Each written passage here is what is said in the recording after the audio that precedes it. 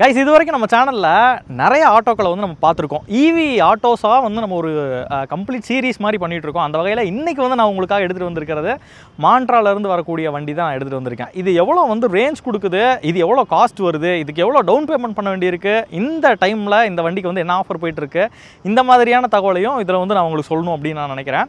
So அதுக்கு முன்னாடி இந்த மாண்ட்ராவை பற்றி நீங்கள் தெரிஞ்சுக்கணும் அப்படின்னா ஃபஸ்ட்டு நீங்கள் மாண்ட்ரா அப்படின்னு சொல்லிட்டு ஒரு எலக்ட்ரிக் சைக்கிள் ஒன்று வந்துட்டு இருந்தது பார்த்தீங்களா. எலக்ட்ரிக் சைக்கிள் ப்ளஸ் வந்து பிராண்டட் சைக்கிள்ஸ் வந்து வந்துட்டு இருந்தது.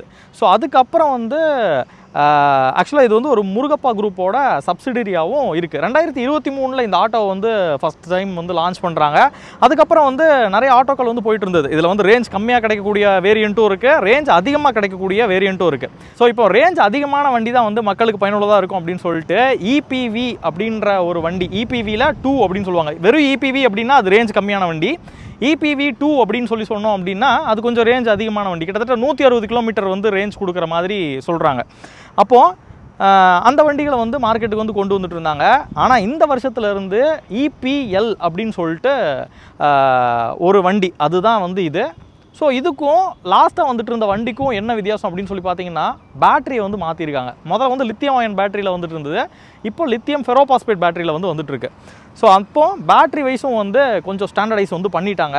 இப்போ இந்த வண்டியோட ஃப்ரண்ட்லேருந்து பார்த்தோன்னு வச்சுக்கோங்களேன், மற்ற ஆட்டோக்களோட கம்பேர் பண்ணும்போது கம்ப்ளீட்டாக டிசைனே வந்து வேறு மாதிரி யூனிக்காக வந்து கொடுத்துருப்பாங்க. அதுவே வந்து இந்த ஆட்டோவை நிறைய பேருக்கு வந்து நிறைய பேர் விரும்புறதுக்கு இது ஒரு ரீசனாக வந்து இருக்குது. அது போக பார்த்தீங்கன்னா முன்னாடி கொடுத்துருக்கூடிய ஹெட்லைட்ஸ் வந்து உங்களால் பார்க்க முடியும், நல்லா பெருசாக ஹாலஜன் லைட்ஸ் வந்து இருக்க மாதிரி இதில் கொடுத்துருக்காங்க. ஸோ அப்படியே கீழே உட்காந்தோம்னா ஃப்ரண்ட்டில் இருக்கக்கூடிய டயர் ரெண்டு சைடுமே வந்து காயில்டு சஸ்பென்ஷன் வந்து உங்களுக்கு வர மாதிரி கொடுத்துருக்காங்க. ஸோ இந்த ரெண்டு காயில்டு சஸ்பென்ஷன் ரெண்டு சைடு வர்றதுனால ஒரு பெரிய அட்வான்டேஜ் என்ன அப்படின்னா ரோட்டில் இருக்கக்கூடிய மேடும் பள்ளம் வந்து டைரெக்டாக டிரான்ஸ்மிட் ஆகி உங்களுக்கு ஸ்டீரிங்கில் வந்து ஃபீல் பண்ண முடியாது. அது கம்ப்ளீட்டாக அந்த ஒலட்டலை வந்து மேலே வந்து கொண்டு வராது. ஓரளவுக்கு கம்ஃபர்ட்டான ஒரு ரைடிங் வந்து டிரைவிங்கை வந்து நம்மளால் ஃபீல் பண்ண முடியும். அது போக பார்த்தீங்கன்னா ஃப்ரண்ட்டில் உங்களுக்கு ட்ரம் பிரேக் தான் வந்து கொடுத்துருக்காங்க. மூணு பின்னாடியும் வந்து ட்ரம் பிரேக் தான் வந்து வருது. அது போக இந்த டயர் இருக்குது பார்த்தீங்களா, இந்த டயரோட சைஸ் வந்து இந்த இடத்துல பார்க்க முடியும்.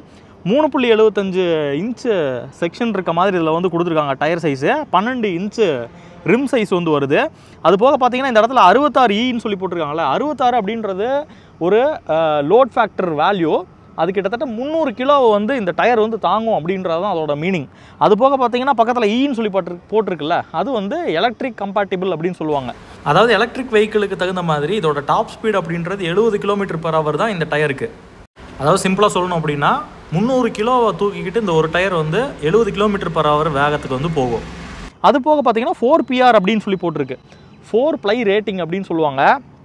அந்த கார்ட்ஸ் வந்து ஒரு லேயராக இருக்கும், அது 4 லேயர் வந்து இருக்க மாதிரி இந்த டயரை வந்து மேக் பண்ணியிருக்காங்க. அது போக பார்த்தீங்கன்னா வண்டியோட சைடு வியூவில் உங்களுக்கு கிட்டத்தட்ட ஒரு டுவல் டோன் கலர் ஃபினிஷில் இருக்குது. இந்த எல்லோ கலர் அப்படின்றது நம்ம வண்டி வாங்கினதுக்கப்புறம் பெயிண்ட் பண்ணுவாங்க. ஸோ அது போக பார்த்தீங்கன்னா மேலே வந்து ரூஃப் டாப் அப்படின்றது ஒரு சாஃப்ட் டாப் ரூஃப் தான் வந்து இதில் கொடுத்துருக்குறாங்க. இதை வந்து நம்ம ஜஸ்ட் இங்கே ஓப்பன் பண்ணி பார்த்தோம் அப்படின்னா இதை வந்து ஓப்பன் பண்ணோன்னே இந்த இடத்துல வந்து உங்களுக்கு எவ்வளோ ஸ்பேஸ் இருக்குது அப்படின்றத உங்களால் பார்க்க முடியும். இதில் வந்து உங்களோட லக்கேஜஸ் இதெல்லாம் வைக்கலாம். இந்த அளவுக்கு வந்து ஒரு ஸ்பேஸ் வந்து இருக்குது. அதே மாதிரி இந்த சைடு வந்து ஒரு லாக் மாதிரி இருக்குது பார்த்தீங்களா. இதை வந்து நான் இப்படி ஓப்பன் பண்ணேன் அப்படின்னா பின்னாடி இருக்க டோரை வந்து நம்ம ஓப்பன் பண்ணிக்கலாம். ஸோ இதுதான் வந்து வைக்கக்கூடிய லக்கேஜ் வைக்கிறதுக்கான ஸ்பேஸ் வந்து இவ்வளோ தான் வந்து இருக்குது அப்படின்றத நம்மளால் பார்க்க முடியும். அது போக இங்கே பார்த்தீங்கன்னா ஒரு 3 டோர் இருக்கிறத பார்க்க முடியுது பார்த்தீங்களா. இதில் வந்து ப்ரைமரி பேட்டரி வந்து இருக்குது. இந்த சைடு பார்த்திங்க அப்படின்னா செகண்டரி பேட்டரி இருக்குது. இந்த சைடு பார்த்திங்க அப்படின்னா MCU யூனிட் வந்து இருக்குது. இந்த ப்ரைமரி பேட்டரி அப்படின்றது கிட்டத்தட்ட 10 kWh பேட்டரி வந்து இதில் கொடுத்துருக்காங்க. இதில் வந்து செகண்டரி பேட்டரின்னு சொன்ன பார்த்தீங்களா, இது வந்து கம்ப்ளீட்டாக முன்னாடி இருக்கக்கூடிய இன்ஸ்ட்ருமெண்டல் கிளஸ்டராக இருக்கட்டும், சைடில் இருக்கக்கூடிய இண்டிகேட்டர்ஸாக இருக்கட்டும், இதெல்லாமே ஹெட்லைட்ஸ், இதுக்கெல்லாமே வந்து பவர் அப்படின்றது இதிலிருந்து போகும். அது போக இன்னொரு விஷயம் வந்து இருக்குது. இந்த பேட்டரிக்கு கிட்டத்தட்ட ஒரு 7 பாயிண்ட் சென்சார்னு சொல்லிட்டு ஒரு சென்சார் வந்து கொடுத்துருக்காங்க. அது வந்து என்ன பண்ணும் அப்படின்னா பேட்டரியோட ஹெல்த் எப்படி இருக்குன்றதை மானிட்டர் பண்ணும், அதே மாதிரி ஹீட் ஆகுதான்றதை மானிட்டர் பண்ணும், சார்ஜிங் ஆகிறத மானிட்டர் பண்ணும், டிஸ்சார்ஜ் ஆகிறத மானிட்டர் பண்ணும், வால்டேஜ் மானிட்டர் பண்ணும், அது போக கரண்ட்டை வந்து மானிட்டர் பண்ணும். இத்தனை விஷயத்தை வந்து மானிட்டர் பண்ணி ஏதாச்சும் ஒரு அப்நார்மலிட்டிஸ் இருந்துச்சு அப்படின்னா டோட்டலாக வந்து லைனை வந்து கட் ஆஃப் பண்ணி கொடுக்கறதுக்கும் இந்த செகண்டரி பேட்டரி அப்படின்றது உதவுது. இந்த சென்சார் வந்து அடிஷ்னலாக இதில் வந்து இருக்கிறத வந்து நீங்கள் தெரிஞ்சுக்கோங்க. பேட்டரி மேனேஜ்மெண்ட் சிஸ்டமில் வரக்கூடிய விஷயம் தான் இது எல்லாமே. ஸோ ஓவர் சார்ஜ் ஆனால் கட் ஆஃப் பண்ணி கொடுக்குறது, இந்த மாதிரி எல்லா விஷயமும் இதில் வந்து இருக்குது அப்படின்றத நீங்கள் தெரிஞ்சுக்கணும். இங்கே தான் வந்து நம்பர் பிளேட் ஹோல்டர் இருக்குது. நம்பர் பிளேட் ஹோல்டருக்கான லைட் வந்து இதில் கொடுத்துருக்காங்க. அது போக பார்த்தீங்கன்னா பின்னாடி இருக்கக்கூடிய ஏரியாவுமே அந்த டிசைன் அப்படின்றது இந்த பம்பரில் வந்து இருக்கிறத பார்க்க முடியும். 2 சைடு ரிஃப்ளெக்டர் வந்து கொடுத்துருக்காங்க. நான் சொன்ன மாதிரி இது வந்து EPL2 அப்படின்ற வண்டி தான் இது. அது போக பின்னாடி இருக்கக்கூடிய டெயில் லைட்டுமே பார்த்தீங்கன்னா கம்ப்ளீட்டாக ஒரு இன்டகிரேட்டட் டெயில் லைட் தான் வந்து இதில் கொடுத்துருக்காங்க. பிரேக் லைட்டாக இருக்கட்டும், டேர்ன் சிக்னல்ஸாக இருக்கட்டும், இல்லைனா ரிவர்ஸ் எடுக்கும்போது இருக்கக்கூடிய லைட்டாக இருக்கட்டும், எல்லாமே வந்து ஒரு இன்டகிரேட்டடாக இதில் வந்து வந்திருக்கு. சரி, பேட்டரியை பற்றி சொன்னால் இந்த வண்டியோட மோட்டாரை பற்றி சொல்லல பார்த்தீங்களா? ஸோ இந்த இடத்துல இருக்குது பார்த்தீங்களா, இதுதான் வந்து அந்த மோட்டார். இது கம்ப்ளீட்டாக 8 கிலோவாட் பவரை வந்து அதிகபட்சமாக ப்ரொடியூஸ் பண்ணும். அதே மாதிரி கிட்டத்தட்ட 60 நியூட்டன் மீட்டர் டார்க்கை வந்து ப்ரொடியூஸ் பண்ணக்கூடிய திறன் கொண்டது தான் இந்த மோட்டார். ஸோ அதுக்கப்புறம் பார்த்தீங்கன்னா அது பின்னாடி டேரெக்டாக ரியர் ஆக்சிலில் வந்து கனெக்ட் ஆகிருக்கிறதையும் பார்க்கலாம். அதுக்கப்புறம் பார்த்தீங்கன்னா இந்த 2 சைடும் பார்த்தீங்கன்னாலும் காயில்டு சஸ்பென்ஷன் வந்து கொடுத்துருக்காங்க பின்னாடி ஷாக் அப்சர்வராக. ஸோ அது வந்து நமக்கு இந்த இடத்துல வந்து தெளிவாக வந்து தெரியுது. அது போக ட்ரம் பிரேக் தான் பின்னாடி வீலுக்கு வருது அப்படின்றதும் இந்த இடத்துல வந்து நம்மளால் பார்க்க முடியும். ஸோ அதே மாதிரி இந்த ஆட்டோவில் பின்னாடி கொடுத்துருக்கூடிய சஸ்பென்ஷன் அப்படின்றது ரொம்பவே ஸ்பெஷல். இதில் வந்து இண்டிபெண்டன்ட் சஸ்பென்ஷன் வந்து இதில் கொடுத்துருக்காங்க. அதாவது என்னென்னா இந்த இடத்துல பார்த்தீங்க அப்படின்னா கம்ப்ளீட்டாக இதுதான் வந்து அந்த இடம் இருக்குது. இந்த இடத்துல வந்து ஒரு ஹிஞ்ச் மாதிரி வந்து லாக் பண்ணியிருப்பாங்க. அப்போது இது வந்து கம்ப்ளீட்டாக இப்படி மூவ் ஆகிற மாதிரி ஒரு ஆர்ம் வந்து இந்த இடத்துல இருக்கும். அந்த ஆர்ம் மேலே வந்து ஒரு காயில்டு சஸ்பென்ஷன் கொடுத்துருப்பாங்க. அப்போது இந்த சைடு தனியாக வந்து ஒரு சஸ்பென்ஷன் சிஸ்டம், அந்த சைடு ஒரு தனியாக ஒரு சஸ்பென்ஷன் சிஸ்டம் அப்படிங்கும்போது பின்னாடி உட்காந்துருக்கக்கூடிய பேசஞ்சர் கம்ஃபர்ட் அப்படின்றது இந்த ஆட்டோவில் ரொம்பவே நல்லாயிருக்கும். அது வந்து எப்படி இருக்குன்றதை நீங்கள் டெஸ்ட் ட்ரைவ் பண்ணி பார்த்தீங்கன்னா உங்களுக்கு புரியும். இந்த வண்டியில் என்ன கேட்டால் டிரைவர் கம்ஃபர்ட் அப்படின்றத விட பேசஞ்சர் கம்ஃபர்ட்ன்றது நமக்கு ரொம்ப முக்கியம். அது எப்படி இருக்குன்றதை ஃபஸ்ட்டு பார்த்துட்டு அதுக்கப்புறம் டிரைவர் சீட்டுக்கு வந்து போகலாம். நான் இப்படி ஏறி உட்காந்துட்டு நான் இந்த பேக்கையும் வந்து என் காலுக்கு கீழே இப்படி வைக்கிறேன் அப்படின்னா எந்த அளவுக்கு வந்து ஸ்பேஸ் இருக்குது அப்படின்றத பாருங்கள். ஸோ இதுவே பார்த்தீங்கன்னா இதில் வந்து ஒரு டிசைன் நடந்திருக்கு. என்னென்னா இங்கே டிரைவர் சீட்டுக்கு பின்னாடி பார்த்தீங்கன்னா இந்த சைடு வந்து ஒரு கேபின் மாதிரி ஒன்று கொடுத்துருக்காங்க பார்த்தீங்களா. இந்த ஷீட் மெட்டல் பெண்டும் கூட இப்படி வந்து பெண்டாக இருக்கும். எந்த இடத்துல வந்து பெண்டு தேவையோ அந்த இடத்துல பெண்டு பண்ணிவிட்டு ரிமைனிங் இருக்க இடத்துல இந்த இடத்துல வந்து ஃபுட் வச்சுக்கிறதுக்கு ஒரு ஸ்பேஸ் மாதிரி இந்த இடத்துல வந்து கொடுத்துருக்காங்க. இங்கே உட்காந்துருக்க பேசஞ்சர் வந்து அழகாக அப்படி வந்து கால் வச்சுக்கலாம். அதே மாதிரி இந்த இடத்துலையும் பார்த்தீங்க அப்படின்னாலும் கால் வந்து நமக்கு இப்படி நீட்டி வச்சுக்கலாம். ஈவன் இந்த பெண்டுக்கு கீழே வந்து நம்மளால் கால் நீட்ட முடியுது பார்த்தீங்களா. இந்த மாதிரி ஒரு டிசைன் தான் வந்து இதில் கொடுத்துருக்காங்க. அது போக பார்த்தீங்கன்னா நமக்கு சென்ட்ரல் உட்காந்துருக்கவங்க வந்து இந்த பேக் வச்சுட்டு உட்காந்தாங்க அப்படின்னாலும் இப்படி வந்து உட்காந்துக்க முடியும். கிட்டத்தட்ட ஒரு டிரைவர் D+3 அப்படின்னு சொல்லக்கூடிய ஆட்டோ தான் இது. ஒரு டிரைவரு 3 பேசஞ்சர் வந்து இதில் நம்மளால் வந்து கூட்டிகிட்டு போக முடியும். அந்த 3 பேசஞ்சர் வந்து கூட்டிகிட்டு போகும்போது நமக்கு இதில் கிடைக்கக்கூடிய ரேஞ்ச் அப்படின்றது 160 கிலோமீட்டர் அப்படின்றது வந்து நமக்கு சொல்கிறாங்க. +or- வந்து 5 ஆகலாம் அப்படின்னு சொல்கிறாங்க. நம்ம வந்து ஒரு 150லேருந்து 160க்குள்ளே வந்து நமக்கு இந்த வண்டியில் 165க்குள்ளே வந்து இந்த வண்டியில் ரேஞ்ச் கிடைக்கும் அப்படின்றது நம்ம எக்ஸ்பெக்ட் பண்ணலாம். டிரைவர் சீட்டுக்கு வந்து நம்ம போயிட்டு எப்படி இருக்குது அப்படின்றத நம்ம பார்க்கலாம். ஆனால் சொல்லப்போனால் டிரைவர் சீட் வந்து இன்னுமே வந்து கம்ஃபர்ட்டாக இருக்குது அப்படின்னு தான் நான் சொல்லுவேன். ஏன்னா ஒருத்தர் வந்து இங்கே உட்கார்றாரு. அது போக கால் வைக்கிறதுக்கு வந்து நல்லா நீட்டாக வந்து இருக்குது.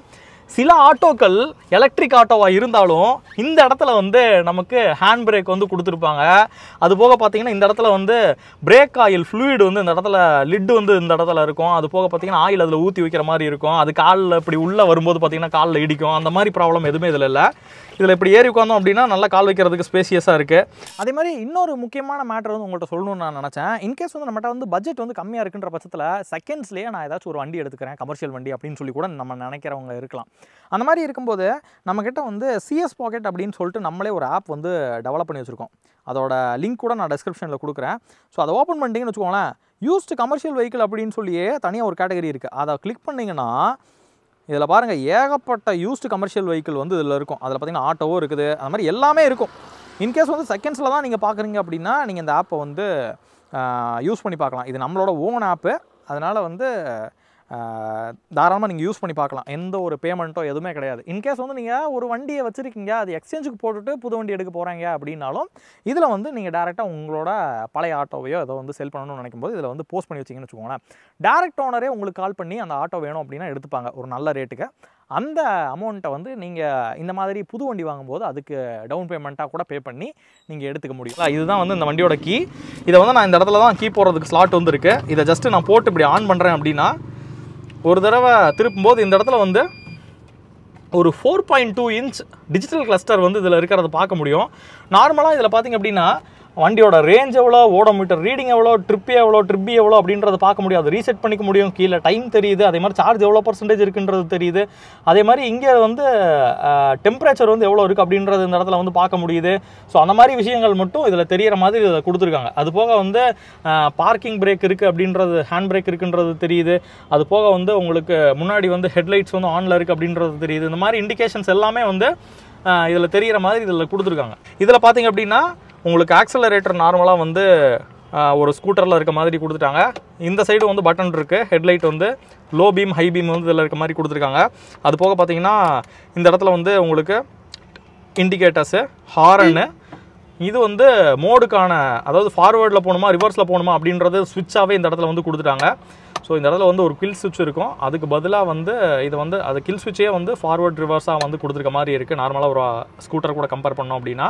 அது போக பார்த்தீங்கன்னா ஹெட்லைட் வந்து எரியணுமா இல்லைனா வந்து பார்க்கிங் லைட் எரியணுமா அப்படின்றது, அதுக்கப்புறம் ஆஃப் பண்ணி வைக்கணுமா அப்படின்றது, இந்த மாதிரி விஷயங்கள் வந்து இந்த இடத்துல வந்து கொடுத்துருக்காங்க பட்டனாக.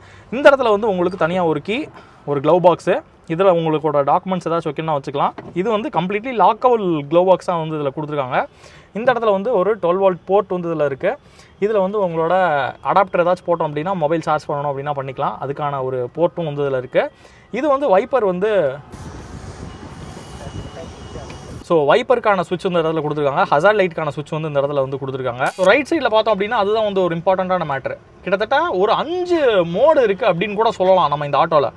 சொல்லப்போனால் பார்க் அசிஸ்ட் மோடுன்னு சொல்லிட்டு ஒரு மோடு, அது வந்து வீட்டுக்குள்ளே வந்து கொஞ்சம் முன்ன பின்னா நகர்த்துறீங்க அப்படின்னா பார்க் அசிஸ்ட் மோடில் போட்டோம் அப்படின்னா அது ஒரு கிலோமீட்டர் வேகமாக, ஒரு 5 km/h வேகத்தில் மட்டும்தான் மூவ் ஆகும் அந்த வண்டி. சேஃப்டியாக வந்து நகர்த்தி உள்ளே நிப்பாட்டிக்கலாம். அதுக்கு வந்து பார்க் அசிஸ்ட் மோடுன்னு சொல்லிட்டு ஒரு மோடு, எக்கோ மோடுன்னு சொல்லிட்டு ஒரு மோடு இருக்குது. நார்மலாக உங்களுக்கு தெரியும், டிரைவ் மோடுன்னு ஒன்று, பவர் மோடுன்னு ஒன்று.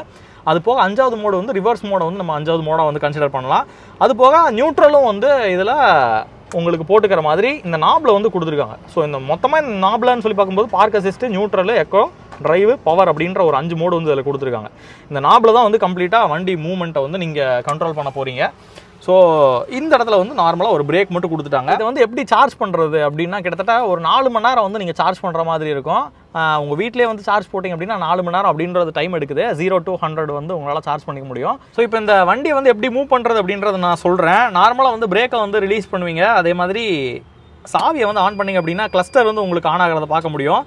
ஒன்ஸ் கிளஸ்டர் வந்து ஆன் ஆகிடுச்சு அப்படின்னா அதுக்கப்புறம் வந்து பிரேக்கில் இருந்து கால் எடுத்துகிட்டு நீங்கள் வந்து லைட்டாக மூவ் பண்ணிங்க அப்படின்னா வண்டி வந்து உங்களுக்கு மூவ் ஆகும். இந்த டிரைவர் சீட் இருக்குல்ல, சாயறதுக்கு எவ்வளோ ஹைட்டாக வந்து கொடுத்துருக்காங்கன்னு நோட் பண்ணிங்களா? இது நார்மலாக வந்து மற்ற ஆட்டோக்கள் இல்லை, இந்த ஹைட்டு வந்து கொடுத்துருக்கிறது இன்னும் கொஞ்சம் ஒரு கம்ஃபர்ட்னஸ் அதிகமாக இருக்க மாதிரி இருக்குது. ஸோ இதுவும் வந்து ஒரு சின்ன விஷயம் தான், பட் இதெல்லாம் வந்து ஒரு கம்ஃபர்ட்னஸ் கொடுக்குது அப்படின்றத உங்களுக்கு சொல்லணும்ல, அதனால தான். இப்போ பார்த்தீங்க அப்படின்னா ஆட்டோவை நம்ம எடுத்து மூவ் பண்ணலாம். அதாவது நார்மலாக வண்டியை எடுக்கும்போதே பவர் அப்படின்றத நம்மளால் ஃபீல் பண்ண முடியுது. கிட்டத்தட்ட ஒரு 60 Nm டார்க் அப்படிங்கும்போது ஆட்டோவில் பக்காவான ஒரு டார்க்கு தான் அது. எக்கோ மோடில் வந்து வச்சுக்கலாம். ஃபஸ்ட்டு எக்கோ மோடில் வச்சுட்டு வண்டியை வந்து ட்ரைவ் பண்ண போகிறோம். ஸோ எவ்வளோ km/h வந்து வேகமாக போகுது அப்படின்றத பார்க்கலாம். ஸோ அதே மாதிரி இனிஷியல் பிக்கப் அப்படின்றது உண்மையிலுமே எக்கோ மோட்லேயே வந்து நல்லா இருக்குது. 34, 35, 36, 37. ரோட்டில் குறுக்க ஆட்கள் வர்றதுக்கு முன்னாடி டாப் ஸ்பீடு பார்த்துரு. ஸோ 44, 45. ஓகே, 45 அப்படின்ற ஒரு ஸ்பீடு வந்ததுக்கப்புறம் ஆட்டோமேட்டிக்காக ஸ்பீடுன்றது கட் ஆஃப் ஆயிடுது. ஸோ இதுதான் வந்து அதிகபட்சமான ஒரு ஸ்பீடாக இருக்குது எக்கோ மோடில். அடுத்ததான் அப்படியே வந்து ட்ரைவ் மோடுக்கு வந்து சேஞ்ச் பண்ணிட்டேன். இப்போ ட்ரைவ் மோடுக்கு சேஞ்ச் பண்ணதுக்கப்புறம்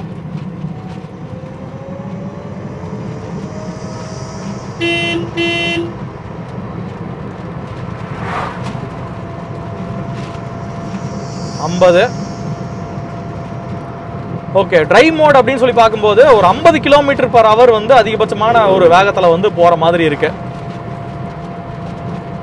இப்போ இந்த இடத்துல பார்த்தீங்கன்னா பவர் மோட் அப்படின்ற மோடுக்கு வந்து நம்ம மாற்றியாச்சு. பவர் மோடில் வந்து எவ்வளோ ஸ்பீடில் போகுது அப்படின்றத பார்த்துடலாமா?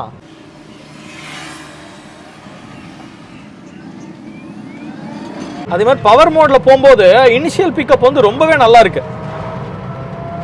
சீரியஸாக ரொம்ப நல்லா இருக்கு. டக்குன்னு வந்து வந்துருச்சு பாருங்க, ஸ்பீடு ஏறிடுச்சு.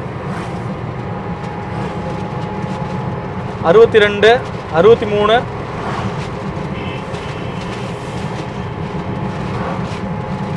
63, 62 63, அதாவது 63 வரைக்கும் அந்த இனிஷியலாக வந்து அந்த இழுத்துருக்கும்ல அதில் வந்து 63 டச் பண்ணிடுது.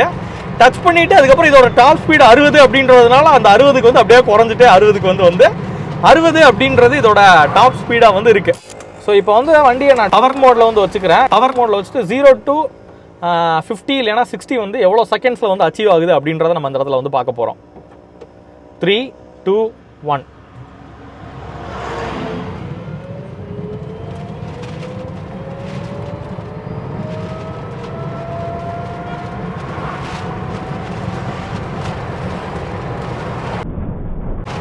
அச்சீவ் பண்ணிருச்சு. இப்போ நான் ஹேண்ட்பேரை வந்து திருப்பியிருக்கேன். நின்ன இடத்துல ஆட்டோ எப்படி திரும்புதுன்னு பாருங்க.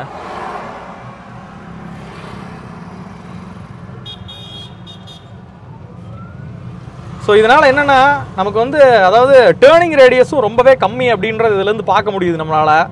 அது மாதிரி நல்ல ஒரு குஷனிங் எஃபெக்ட் வந்து ரொம்ப நல்லா இருக்குது இந்த வண்டியில். நான் சொன்னேன்ல இந்த ஆட்டோ வந்து இப்போ வந்து இன்னொரு ஆஃபர் வேறு போயிட்டுருக்குன்னு நினைக்கிறேன். ஆஃபராக என்னன்னு தெரில. பட் நார்மலாக இதோட டவுன் பேமெண்ட் அப்படின்றது பார்த்தீங்கன்னா 35,000 கட்டினா போதும் அப்படின்ற மாதிரி சொல்லியிருந்தாங்க. 35,000 கட்டினா போதும் இந்த ஆட்டோ வந்து எடுத்துக்கலாம் அப்படின்ற மாதிரி சொல்லியிருந்தாங்க. ஸோ கைஸ் ஃபைனலாக இந்த வண்டியில் வந்து ஒரு ரவுண்டு நம்ம போயிட்டு வந்தாச்சு. எப்படி இருந்துச்சு அப்படின்றத மறக்காமல் எனக்கு கமெண்ட்டில் சொல்லுங்கள். ஸோ இந்த வண்டியோட காஸ்ட் என்ன வருது அப்படின்றது தான் உங்கள் மனசில் வரக்கூடிய ஒரு கேள்வியாக இருக்கும். நார்மலாக இந்த வண்டியோட ஆன் ரோட் காஸ்ட் அப்படின்றது அப்ராக்சிமேட்டாக ஒரு 4,25,000 வருது. இப்போ வந்து ஒரு 15 டேஸுக்கு இதில் வந்து ஒரு ஆஃபரும் வந்து போய்கிட்டு இருக்குது. அதாவது இந்த 15 டேஸ்க்குள்ளே நீங்கள் எடுத்தீங்க அப்படின்னா மேபி அது எக்ஸ்டெண்ட் ஆகலாம். நான் கீழே நம்பர் கொடுக்குறேன், அதுக்கு வந்து நீங்கள் காண்டாக்ட் பண்ணி கேட்டு பாருங்கள். இப்போ வந்து எடுத்தீங்க அப்படின்னா 4 லட்சம் ரூபா பட்ஜெட்டில் இந்த ஆட்டோவை வந்து உங்களால் எடுத்துக்க முடியும். அதே மாதிரி எந்த அளவுக்கு பிக்கப் இருந்துச்சு, பவர் இருந்துச்சு அப்படின்றதையும் நீங்கள் பார்த்துருப்பீங்க. இப்படி ஒரு ஆட்டோ வந்து கிடைக்குது. கண்டிப்பாக வந்து நீங்கள் டெஸ்ட் ட்ரைவ் பண்ணி பார்க்கலாம். இன்றைக்கி வந்து நமக்கு இந்த ரிவ்யூக்கு வண்டியை கொடுத்துருக்கவங்க வந்து Surya Prakash மாண்ட்ரா electric auto showroom. கம்ப்ளீட்டாக பார்த்தீங்கன்னா திருச்சி ரோட்டில் வந்து இவங்க இருக்காங்க. அவங்களோட காண்டாக்ட் நம்பர் நான் கீழே கொடுக்குறேன். ஸோ உங்களுக்கு ஏதாச்சும் டவுட்ஸ் இருந்துச்சு அப்படின்னாலும், ஏன்னா நான் வந்து இந்த வீடியோவில் ஏதாச்சும் ஒன்று மிஸ் பண்ணியிருக்கலாம் சொல்லாமல், அவங்களுக்கு கால் பண்ணி கேட்டிங்க அப்படின்னா எந்த டைமாக இருந்தாலும் உங்களுக்கு ரெஸ்பான்ஸ் பண்ணுவாங்க. ஸோ இந்த வீடியோ இதோட நான் முடிச்சுக்கிறேன். இதே மாதிரி இன்னொரு அருமையான வீடியோவில் உங்களை சந்திக்கிறேன். அது வரைக்கும் உங்கள்கிட்ட இருந்து டாடா போய் சொல்கிறது உங்கள் சிதம்பரம் செல்வன்.